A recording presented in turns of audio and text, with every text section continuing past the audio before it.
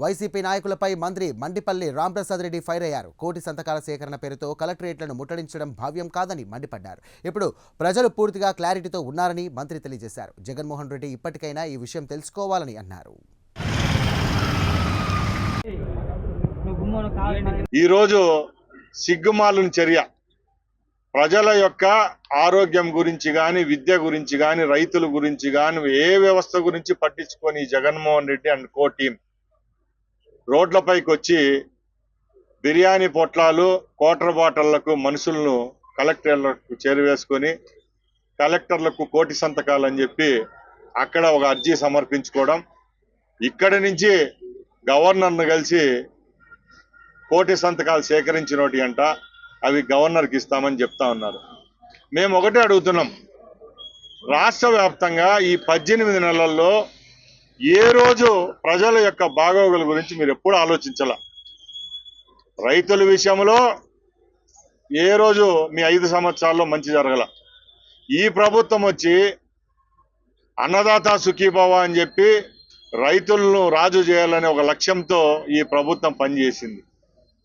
అలాగే స్కూళ్ళల్లో మెరుగైన వసతులు కల్పించేదానికి, అలాగే వారు వేసుకున్న బట్టల నుంచి వాడే పుస్తకాల వరకు దానిలలో కూడా ఎక్కడ రాజీ పడకుండా మేము పనిచేస్తా ఉంటే, గత ప్రభుత్వంలో 10,000 కోట్ల రూపాయలు ఖర్చు పెట్టి నాడు నేడు అని ధనయజ్ఞం చేసింది మీరు కాదా అని అడుగుతున్నాం.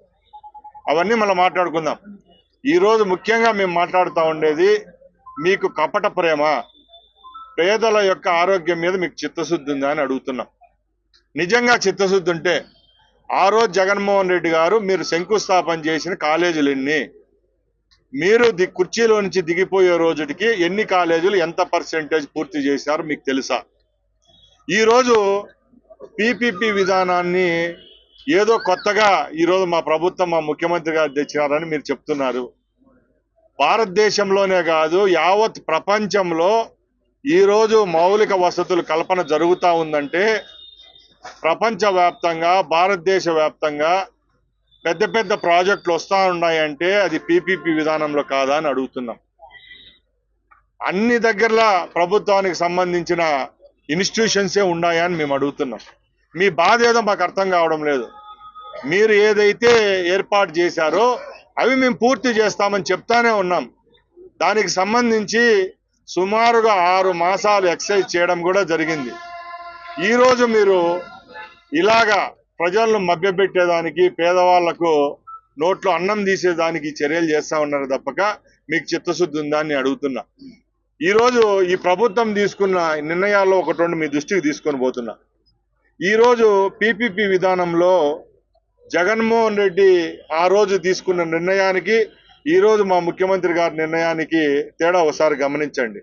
ఈరోజు ఈ పీపీపీ విధానంలో 220 సీట్లు అదనంగా ఈ రాష్ట్రానికి వస్తున్నాయంటే ఒకసారి మీరు గ్రహించాల. అంటే 220 మంది విద్యార్థులకు అదనంగా సీట్లు వస్తున్నాయి.